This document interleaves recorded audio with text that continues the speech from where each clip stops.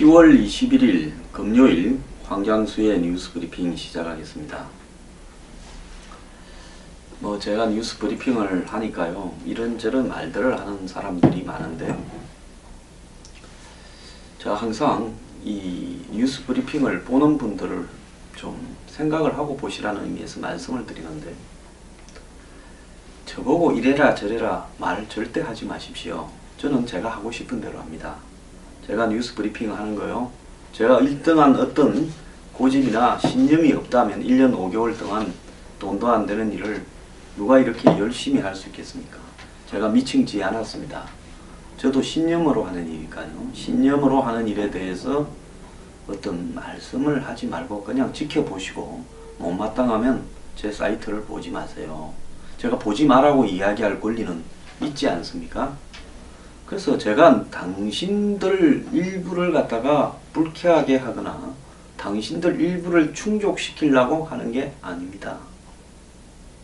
저는 제가 가진 가치에 대한 확신이 있고요, 그 확신을 널리 확산시키려고 방송을 하는 겁니다. 저보고 무슨 댓글에 반응하지 마라, 아닙니다. 반응을 해야 되고요, 저는 대중들을 철저하게 정신을 차려야 이렇게 된다, 그렇게 만들기 위해서 이 방송을 하고 있습니다. 자, 오늘 첫 번째로 할 소재는 법료 칼럼. 지금 우리가 사는 이 사회는 겉으로는 민주주의를 표방합니다. 그런데 실제로는 이 사회는 금권주의와 정실자본주의로 흘러가고 있다는 겁니다.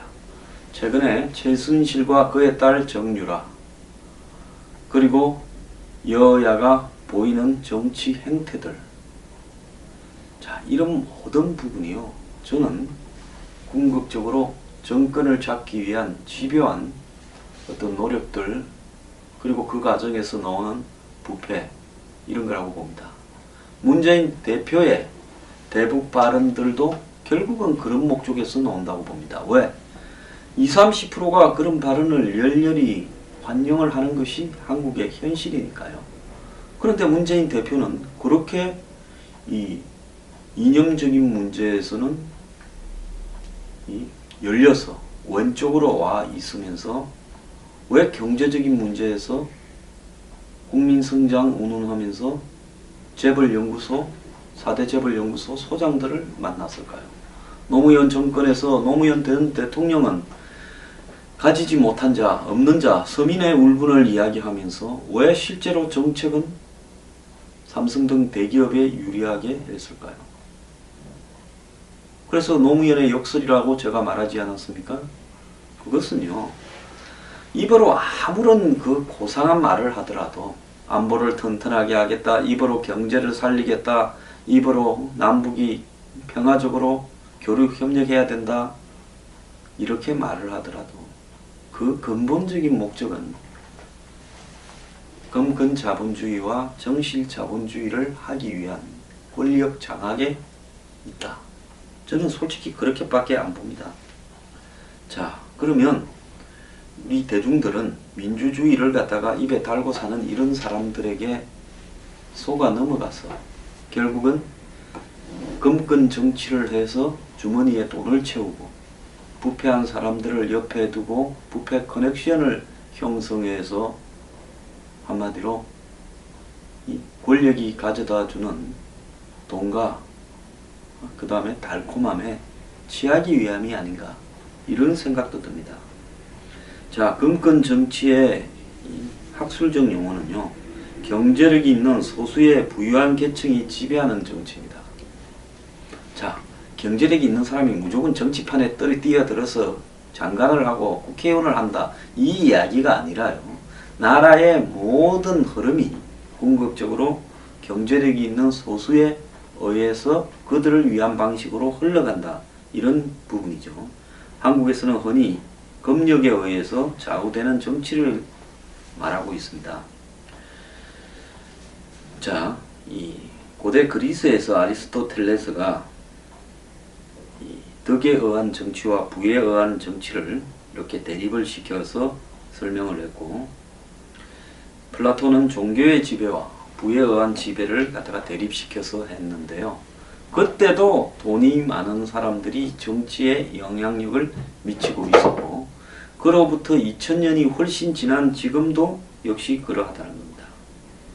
자, 금권 정치는 고대 그리스부터 현대 이르기까지 모든 시대에 모든 나라에 다 등장하고 있습니다. 중세 유럽에서, 근대 유럽에서도 돈을 가진 자본가가 왕을 오르게 하기도 하고 교황도 주물렀습니다. 대표적인 것이 영국의 로스차일드 가문인데요. 이들은 나폴레옹 전쟁에 개입도 하고 전쟁을 이용해서 떼돈을 벌기도 했고, 이 당시 왕정 국가의 금융 조세, 그리고 근대 국가로 오는 과정에서의 어떤 법률 체계에도 영향을 미쳤고, 이들의 어떤 의식들이 오늘날 자본주의라는 이름으로, 민주주의라는 이름으로 마치 전 국민이 평등한 것처럼 이렇게 가식을 들고 있는 이 체제에서도 결국 어느 나라를 할 것 없이 재벌들이 선거 자금 조달 매수, 그리고 자신들의 대리인의 정계 파견 등으로 이어지고 있다는 겁니다. 그래서 정치에 여전히 깊숙하게 영향을 미치고 있죠. 고대 그리스에서는 솔론의 개혁이라고 들어보셨죠? 그 솔론은 보유하고 있는 재산을 기준으로 시민을 4등급으로 나누어서 참정권, 국방, 의무 등의 차별을 두는 정치 체제를 이렇게 시행을 했고요. 그래서 17세기 이후에 부유한 자산가 계층이 자본을 이용하여 불법과 탈법을 자행하며 정치를 지배하는 것을 플루토크래시라고 불러왔습니다. 자, 이 금권 자본주의는 금권 자본주의만으로 완성되는 게 아니라 반드시 정실 자본주의와 동반하게 되어 있습니다. 정실 자본주의라는 것은 흔히 정경련이나 자유경제원에서 이야기하는 자유시장 경제는 정실 자본주의가 없는 완전히 공정한 그런 어떤 자본주의를 말하는데요. 그거는 꿈에서나 가능한 이야기입니다. 그래서 정실 자본주의 크로니 캐피탈리즘을 표현을 한다면 끼리끼리 패거리로 다 해먹는다. 제가 오늘날 미국 대선에 그렇게 목청을 올리고 붕괴하고 힐러리를 비판하는 것은 빌 클린턴과 힐러리 클린턴이야말로 정실 자본주의의 대명사이고, 버락 오바마 또한 정실 자본주의의 노예다라는 거고, 조지 W 부시도 그랬고, 근대 미국의 대부분의 대통령이 정실 자본주의자들이 키워서 만든 앞잡이들에 불과하다는 겁니다. 거기에 반해서 트럼프는 정실 자본주의에 허우적거렸지만은 본인은 그 정실 자본주의에 대해서 어쨌든 칼을 들이미고 있다. 이거 하나로 저는 트럼프가 미국의 대통령이 돼야 될 충분한 가치가 있다. 음담패설을 말하거나 성추행을 말하거나 그건 중요한 것도 아닙니다. 그 부분에서는 뭐 다 50% 100% 아닙니까? 자, 이 정실 자본주의라는 것은 서구에서는 아시아에서 민주주의가 잘 안 되는 이유가 그 연고, 중국 사람들이 이야기하는 관시, 연고에 의해서 끼리끼리 다 해먹는 패거리주의가 있다 해서 아시아에서 민주주의가 잘 안 된다 하면서 정실 자본주의다 이렇게 표현했는데요. 특별히 90년대 이후에 한국의 IMF라든지 동아시아의 경제 위기를 둘러싸고 서양의 경제학자들은 동양 오리엔탈리즘을 우습게 여기면서 정실 자본주의는 동양에나 가능한 것처럼 이야기를 했는데요. 저는 그렇게 보질 않습니다. 이 정실 자본주의는 지금 미국의 자본주의의 원조라고 할 수 있는 미국의 월가 IT 기업들, 다국적 기업들, 그리고 미국의 세계적 기업들이 대부분 이 정실 자본주의로 이루어져 있다라고 보고 있습니다. 자, 그래서 정실 자본주의를 아시아의 일부 국가에서 보이는 왕족 일가 독재자들이 산업을 독식하고 금융거래를 독식하고 정치 관료와 경제인 사이에 혈연학연 지연으로 맺어지는 정경유착을 이야기하는 게 아니라 이것이 보편화된 세계적 현상으로 나타나고 있다는 겁니다. 그래서 정실 자본주의의 특징은 각종 연고를 배경으로 하여 정경유착과 부패 커넥션을 맺으면서 아예 이 거대한 기업이나 자본가, 슈퍼리치들이 한마디로 관료들의 임명이나 해임, 인사이동, 그리고 국회의원의 선출, 그리고 정부의 법과 규제, 이런 모든 부분들과 부동산 투기라든지 각종 투기를 통한 자산 축적, 이런 부분들까지도 조종하고 지배하고 있다는 것이 정실자본주의입니다. 그런데 이 검건정치와 정실자본주의에 대해서 이 테드라고 오픈되어 있는 강연이 있죠. 거기에 유명 저널리스트인 크리스티아 프릴랜드의 신흥 글로벌 슈퍼리치의 부상이라는 글에서 그 내용이 잘 좀 이렇게 설명이 되고 있습니다. 그 내용을 간단하게 소개하면요. 우리는 개구리처럼 정실자본주의라는 끓는 물 속에서 살아가고 있고 푹푹 삶아지고 있다. 이미 우리는 다 삼겹습니다. 자, 세계의 이 불평등이 미국의 상위 0.1%가 미국 부의 8%를 차지하고 미국의 부자들 400인이 부가 92년 대비 5배 이상 증가했고 1.7조 달러 이상을 차지하게 된 현실을 언급하고 있는데요. 우리가 깨닫지 못하는 사이 세계적인 검건 정치의 시대에서 살아가게 됐다랍니다. 그래서 우리가 흔히 지금은 민주주의의 시대고 그 민주주의는 자본주의와 더불어서 기회균등과 그 다음에 평등, 그리고 공정한 사회 질서와 시스템, 그리고 1인 1표에 의한 그런 더 나은 사회를 추구하기 위한 정치제도, 이런 것들이 인간을 점점 더 행복하고 더 나은 사회로 인도할 것이다 라고 이야기를 했습니다. 물론 사람마다 태어날 때부터 부의 격차는 있기 마련이지만은 그래도 그런 부분을 해소하기 위한 노력하면 누구나 성공할 수 있다라는 그런 기회의 균등과 공정사회의 원칙은 존재한다라고 이야기했는데, 지금 전 세계가 검건 정치가 더 강화되면서 이것이 없어지고 있다는 겁니다. 이 검건 정치는 그야말로 슈퍼 캐피탈리즘, 슈퍼 자본주의라는 말로도 해석될 수 있습니다. 그런데 최고 소득층에 대한 부의 집중, 검건 정치의 시대, 그리고 그러한 것을 언급하는 것에 대해서도 대중들이 불편함을 느끼고 외면하는 현실이 찾아오게 된 원인을 지적을 합니다. 자, 검건 정치의 시대다. 그 다음에 정실 자본주의로 판을 치고 있다. 그리고 세계가 점점 더 불평등해지고 부조리해지고 있다라고 이야기를 하면 대중들은 그걸 받아들이고요. 그런 세상을 바꾸자라고 이야기를 하는 것이 정상인데요. 제가 이런 말을 해도요, 숱한 반발 댓글들이 또 달릴 겁니다. 저 새끼 좌파다. 아니, 부패를 지적하면 좌파입니까? 이 돌대가리들아. 안 그렇습니까? 당신이 부패한 쪽에 몸을 담그고 사니까 제 말이 불편한 거 아닙니까? 언제까지 이렇게 갈 수 있을 거라고 보고 있습니까? 자,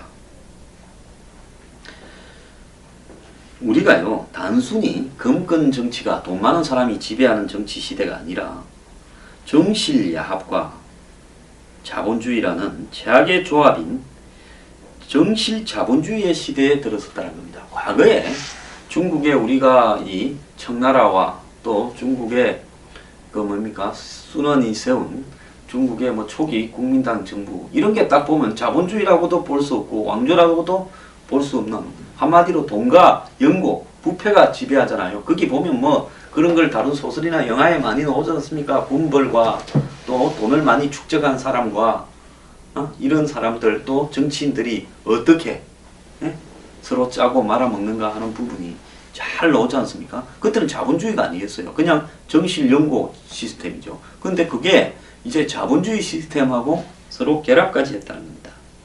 낮은 세금과 금융 서비스에서 특히 두드러진 규제 철폐, 민영화, 그리고 노조의 과도한 권한이거나 혹은 노조의 완전한 약화. 지금 한국에 보면 비정규직은 노조 권한이 너무 없고 일부 기득권 노조들은 권한이 너무 큽니다. 그것도 정실자본주의예요. 왜? 소수 슈퍼리치 자본가들의 비리를 잡아서 자신들만 뜯어먹고 사는 그 구조 아닙니까? 그리고 이처럼 더 많은 소득을 아주 최고 소수의 극소수의 고소득층에게 분배되도록 만드는 정치적인 요인들이 총 집합하고 있고, 이러한 요인들에 기인하여 점점 더 타락해가는 정치적 사회적 환경을 정실자본주의라고 부를 수 있습니다. 이러한 정실자본주의가 지금 고착화되어 가고 점점 더 심해져 가고 있습니다. 미국 한번 보세요. 이번에 미국의 대선이 정실자본주의의 극치를 보여주고 있습니다. 왜 오바마가, 미국의 언론들이, 미국의 할리우드가, 월가가, IT 기업들이, 슈퍼리치들, 특히 돈 많다고 소문난 놈들이 죄다 힐러리한테 붙었을까요? 그건 힐러리가 자신들의 이해를 보장해주는 정치, 사회, 법적 시스템을 유지해 갈 거라는 이해관계 때문입니다. 그러면서 그걸 흔드는 사람을 조져야 되니까 뭐라고 조질 겁니까? 음담패설, 또라이, 막말, 성추행 이런 걸로 조지고 있죠. 자, 이 정실자본주의를 없앤다라는 것은 지금 너무나 힘든 일이 되어가고 있습니다. 서브프라임 2008년 모기지론 위기 이후에, 2008년 금융위기 이후에 금융계에 엄청난 비판이 쏟아졌음에도 불구하고 월가를 비롯한 미국의 금융계는 여전히 건재하고, 또 우리나라에 한번 보십시오. 삼성이나 현대차 같은 대기업들이 과연 그들이 세계에서 벌어들이고 있는 것만큼의 세금을 제대로 내고 있다고 봅니까? 자, 재벌들이 세금을 제대로 내려고 하려면, 또 재벌들이 공정하게 경쟁을 하게 만들려면 몇 년이 걸려야 가능할까요? 저는 불가능하다고 보고 있습니다. 그럼 한국만 그럴까요? 미국은 안 그럴까요?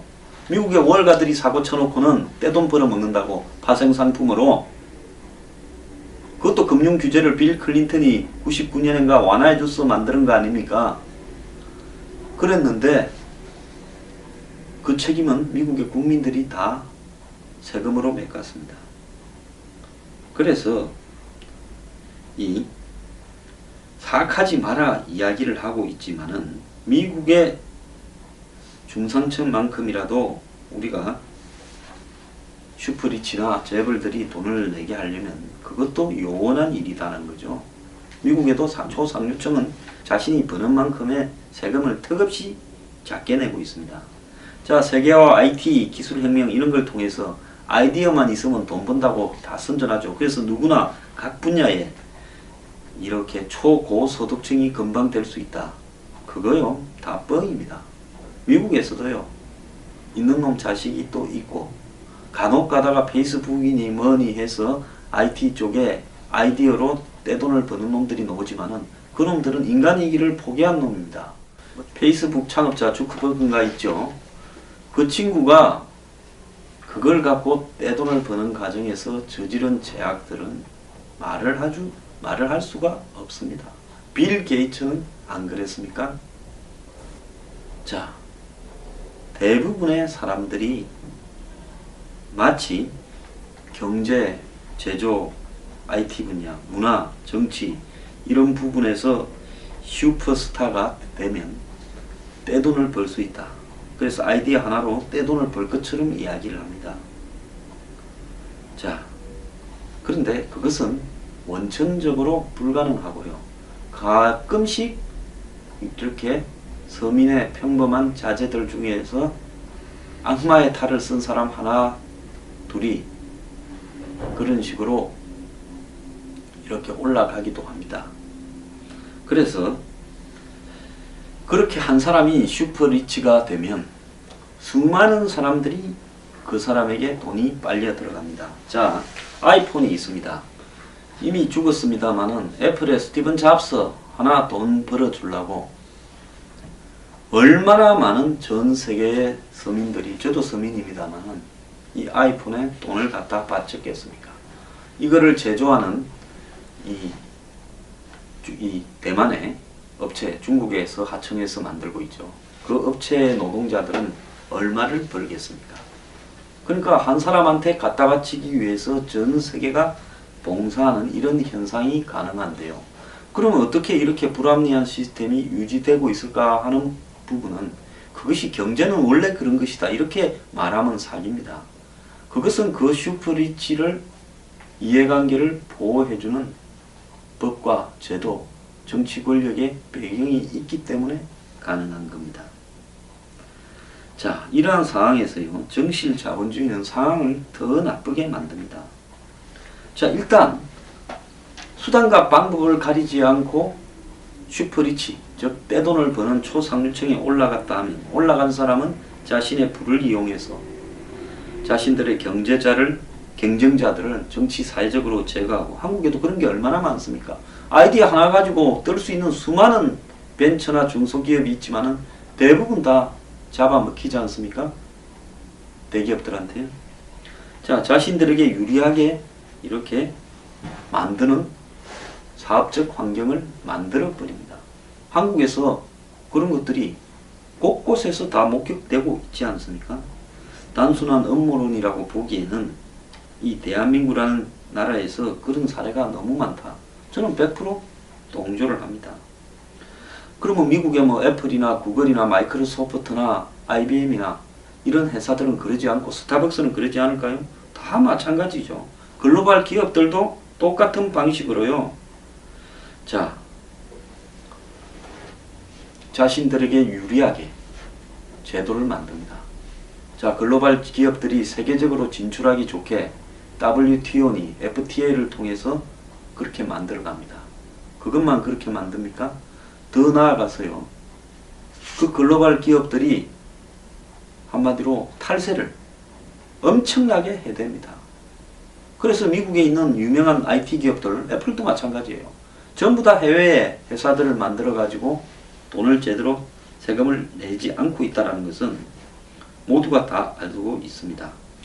자, 이 애플 보면 고장나면요, 고쳐줘야 될 건데, 리프 무슨 폰이라고 해가지고 34만원인가 내고 그거 갖고 가라고 합니다.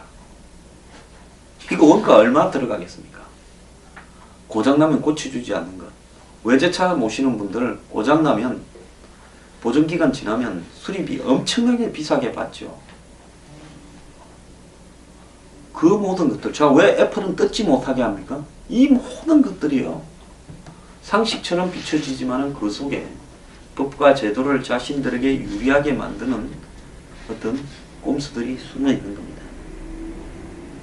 자, 그래서 이 초고소득층들은 자신들이 유리한 방식으로 게임의 규칙을 정치인들을 동원해서 만들어 놓고 계속 그걸 더 강화해 가고 있다는 겁니다. 서브프라임 위기 직전에 곳곳에서 헤지펀드들이 날뛰면서 파생상품, CDS, CDO 같은 MBS, ABS 온갖 종류의 파생상품들을 만들어 가지고 팔아먹었습니다. 자, 그렇게 하도록 누가 해줬겠습니까? 그러는데 사고가 나니까요, 사고 난 책임은 미국의 국민들이 다 지게 되었습니다. 그래서 이 정실 자본주의의 폐해라는 것은 게임의 규칙을 바꾸는 데서 끝나겠느냐? 그럼 법과 제도만 바꾸면 정실 자본주의가 연결돼 없어지겠느냐?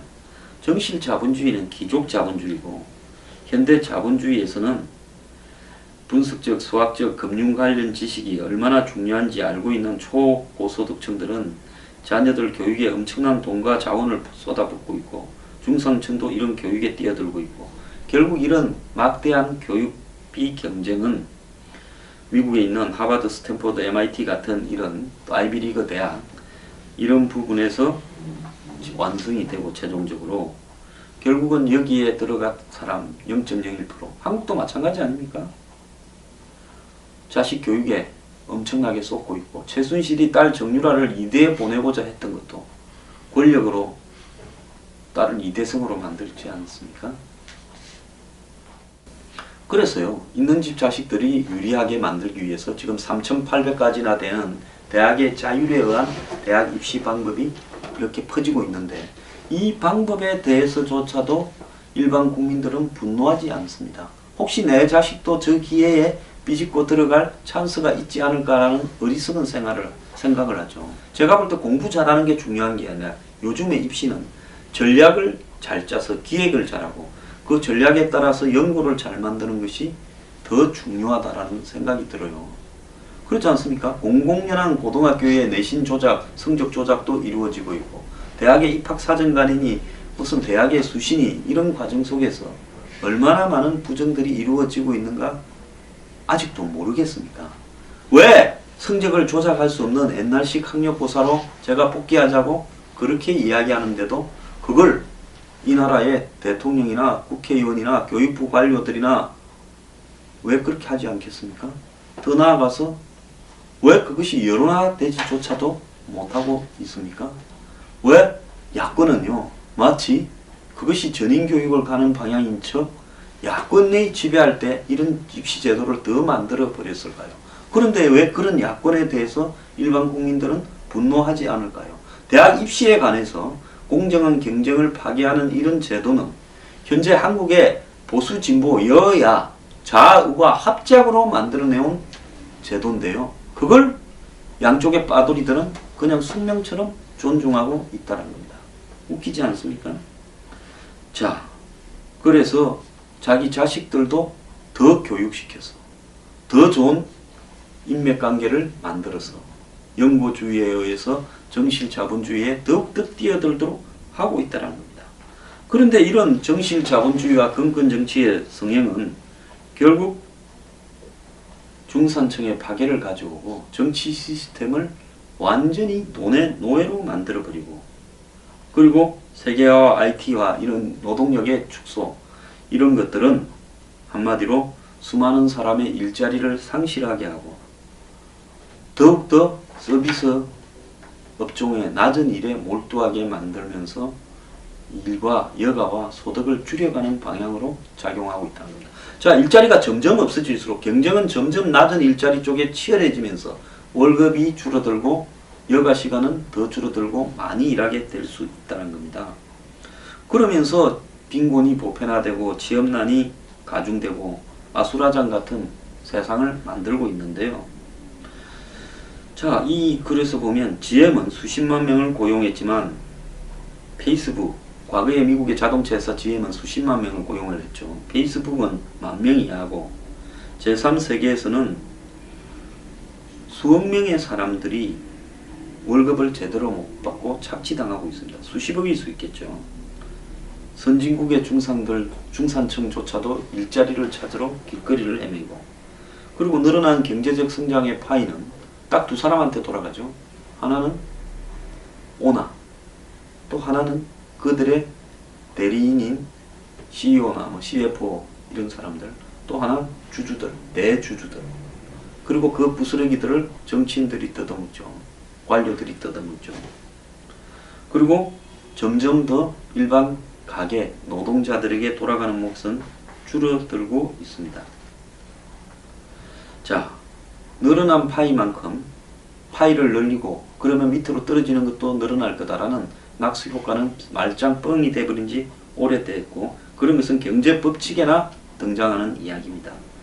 결국 90년대 말부터 생산성의 증가는 임금과 고용의 증가와 서로 디커플링, 분리되어 버렸습니다. 생산성이 증가하고 경제가 성장해도요 고용이 증가하고 일반 대중들의 소득이 증가하지 않습니다.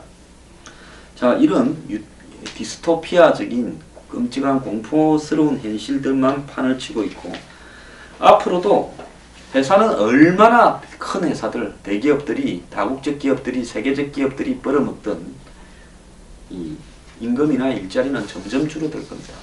삼성과 현대차가 살아야 한국이 산다? 웃기는 소리 하지 마십시오. 그들만 사는 겁니다. 정유라가 삼성의 승마팀이라고 삼성가의 딸이라고 나온 오늘의 기사를 한번 보십시오. 그래서 새로운 산업혁명이 생기고 기술혁신이 생기면 인류가 부유해질 거다 이렇게 생각을 한다 하면서 여기에 이 크리스티아라는 작자는 이 공직연금, 의료보험, 노동조합 같은 게 산업혁명 시기에 생겨서 또 사회가 좀 더 나아졌듯이 이런 우울한 사회도 좀 더 나아질 수 있다는데 이제 뭐가 생겨야 되는 줄 압니까?